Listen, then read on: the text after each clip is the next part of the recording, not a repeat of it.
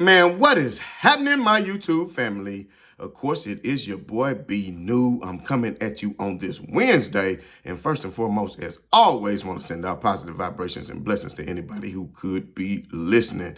Now, with all that being said, we all know that the Los Angeles Lakers were in action on Monday night in Denver, taking on none other than the defending champion Denver Nuggets, and we got so much to talk about. But first, let me apologize for not coming to you on Tuesday or live after the game because, as you can tell probably by the sound of my voice, I have been under the weather fighting a cold that I got while I've been traveling. Man, I'm telling you what, I'm getting through it, but got me some cough drops on deck. So let's try to get through it. But as we all know by now, of course, the Lakers blew a 20-point lead against Denver. 102, final score ended up being 102-99. And I'm telling you what, man, I, for one, really thought the Lakers were going to win that game. I thought in game one, they came out, and other than those two runs that Denver put together, they had control of that game as well. So this time they went out and took the game by the throat, and I think that they were executing pretty good, and we got a whole lot to talk about. But one of the key adjustments was that of Denver taking Jokic off of Anthony Davis and putting Aaron Gordon on him, just putting somebody that's physical, because as we know, Jokic is not the best of defenders. So Aaron Gordon, who could swipe at the ball and do lots of other things, Anthony Davis just wasn't going to run through him. So it wasn't that Anthony Davis couldn't score on him. It was just more so that it took him out of his rhythm, because you've already got used to scoring on this player. You were doing it quite good for the first three quarters, first two and a half quarters, until they decided to make the adjustment.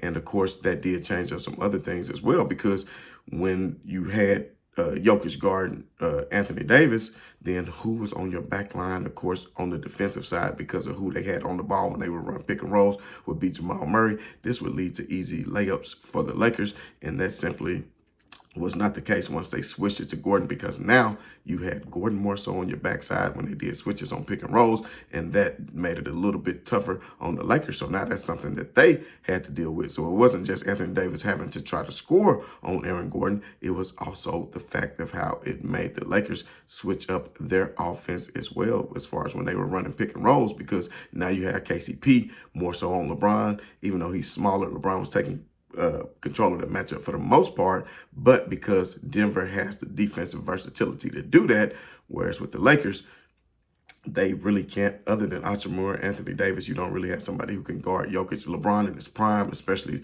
bigger LeBron before he slimmed down, you know, he went through different changes over the course of his career. I think would have easily been able to body him up and do his thing. But at the end of the day, at this age right now, that is something you, at times, as we saw him do last series, he actually, Jokic has not shot well against LeBron, but you can't ask LeBron to guard a Jokic throughout the course of a 48-minute game and ask LeBron to do all the other things that he does as well, as far as what the Lakers need from an offensive end. Now, if the Lakers had some better offensive players, then that could be the case. You could ask for LeBron James maybe to do that, but that's something still at this age you don't really want to see him do. And I tell you what, a lot to talk about. We're going to definitely talk about the ending of the game. Matter of fact, we'll get into that part right now, because so much hell was given to LeBron James for missing the wide open three-point shot at the end of the game. And I tell you what, I, for one, I'm giving him hell too, but not because he missed it, because that's a shot you can live with. Wide open three, you've been making them. You was 3 out of 6 for the game. Leading to that shot, you were 2 out of 5, whatever it was. But, 3 out of 5 or whatever it was, which was a good clip. But at the end of the day, I think because, was it Murray, I think, who fell, or maybe KCP who fell, that LeBron James may have thought that they were about to call an offensive foul. He kind of looked over at the ref, didn't hear a whistle, saw KCP laying there, and he like, man, this is too good of a shot to shoot up. But if he would have noticed, AD wasn't really in position to get the rebound. You never can tell which way the ball might bounce. My problem with it was entirely too much time left on the clock, on the shot clock.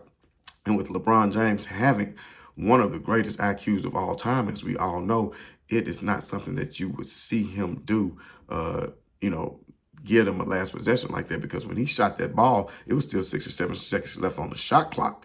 And he could have wound it all the way down to, I believe, 5 seconds left on the game clock by the time he released it. If he misses, they have to call immediate timeout, and it's harder to get a set play Or either you might get a rebound off something else. I'm surprised with that much time on the clock, he didn't try to go to the Anthony Davis pick and roll, which has been something that's been successful for him. Or even once he gained that space, it was a lot of space between him and the basket to go ahead and drive the ball. D'Lo was kind of standing there too because he was in a cross screen, and it was like, maybe it's crowded for him right there, but whatever he thought, or maybe he just felt it. At the end of the day, he missed it. But if you look at it, LeBron James had like 12 points in the fourth quarter, back-to-back important three-pointers that kept them in the game.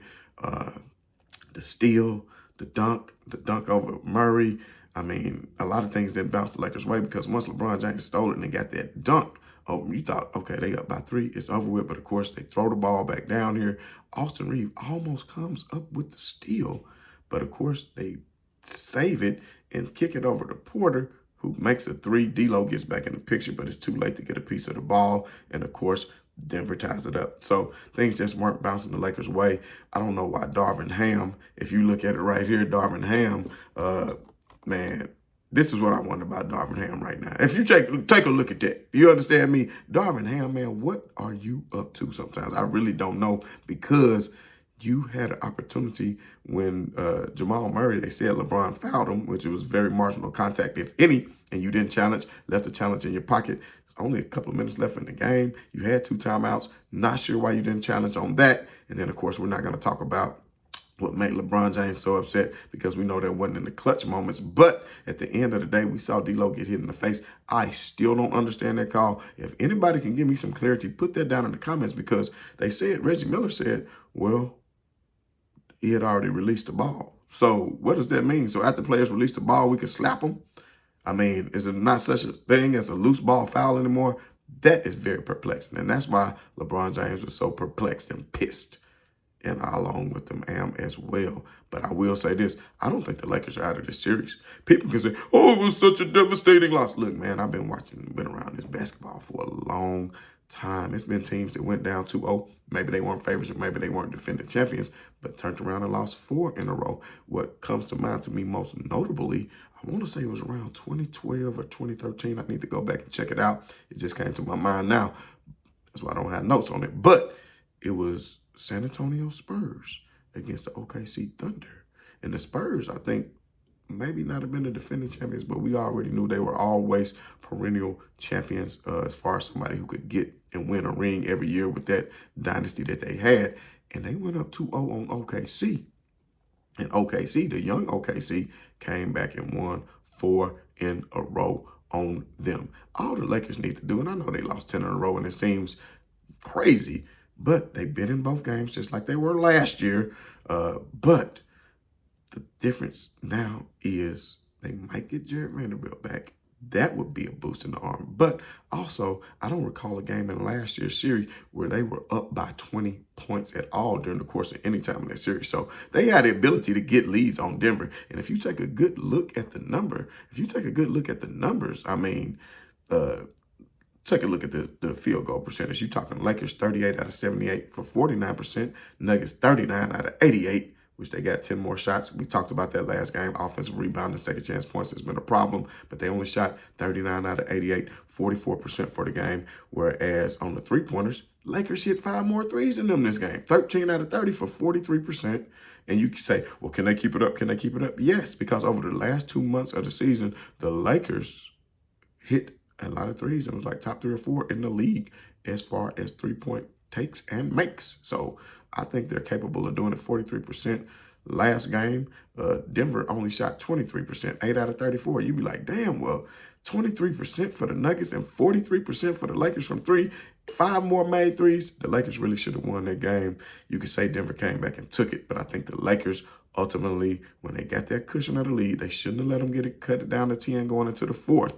And they tried to play slow and run out the clock, whereas Denver was pushing. The Lakers should have kept pushing too. That's how you got the lead. Keep pushing. I hate when you get conservative. A lot of that fell on LeBron James too. During the course of that stretch, I need to maybe go back and watch the film and break down exactly. But at the end of the day, Lakers still have an opportunity. If you can get up by 20 on the team, you can do it again. The most interesting thing will be if the Nuggets will go back to Jokic guard AD one-on-one, or will they stick to the adjustment that worked so well?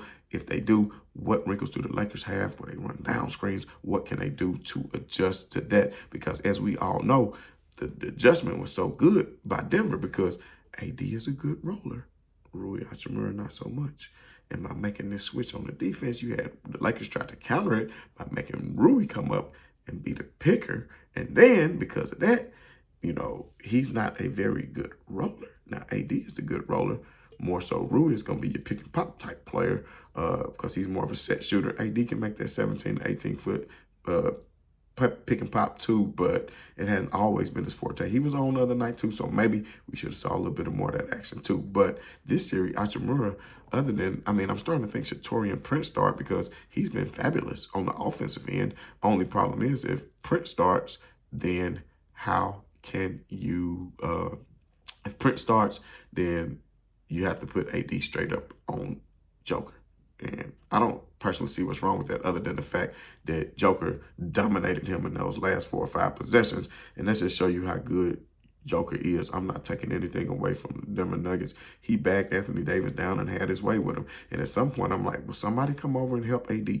But at the end of the day, you got to pick your poison. But they should have came from a weak side to somebody who was struggling. KCP wasn't having the best game, but I do understand if you do come and double, you're going to leave somebody open. It just depends on where you double from. But Joker that's what makes him so good. He knows exactly the double is coming from and where to kick the ball. And of course, the Nuggets know exactly what to do as far as their role players. Now, if you even look at the Nuggets role players, even in their first game, you had Michael Porter Jr., 19, Aaron Gordon, 12, all these different role players, they're hitting, right? But the problem is, where have the Lakers role players been?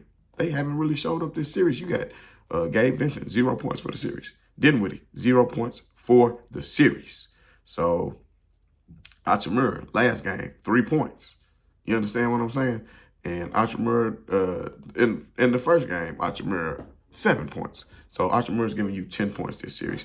Now, if you recall, last year, he was shooting the ball at a high clip in the playoffs from 3-point range. So, he needs to get that going again, needs to stay focused. And, of course, the Lakers will get a shot in the arm. Christian Wood comes back. That's somebody they could potentially throw at Jokic. I don't know how much I like the fact that somebody jumping right back into the playoffs and they haven't played in so long because are you really in game shape? But, Christian Wood is a vet. We could see if maybe he could do that. But at the end of the day, Jared Vanderbilt, I don't care because he's just a ball hawk and somebody who's going to get in there and do the dirty work and can guard positions 1 through 4. So that's not something that I'm really concerned about throwing him back in there because he's not a shooter, really. He's not going to be putting up shots. He's just going to be out there for defensive purposes. But as I said again, I don't think the Lakers are totally out of this series. You can call me a homer. You can call me whatever you want to. But all it takes is one, baby. That's the confidence. I done seen it happen too many times in too many series over the course of the years. That team get that one, that's all it takes. Y'all must remember the massacre, tragic magic. They lost by 30-some points, and then what came back and happened. You understand what I'm saying? So it is possible. All y'all got to do is believe. And, of course, join me for the pregame show tomorrow. If you haven't done so already, hit that like, hit that share, hit that subscribe. And all the smooth brain people in my comments, man, have some sense for you come in my comments, man. And if you've been rocking with me, keep rocking with me. I love y'all, YouTube family. If you haven't done so already, hit that like, hit that share, hit that subscribe. And as always, this is your boy B New. I'm yelling right on to the real and much love to these haters. I'm out.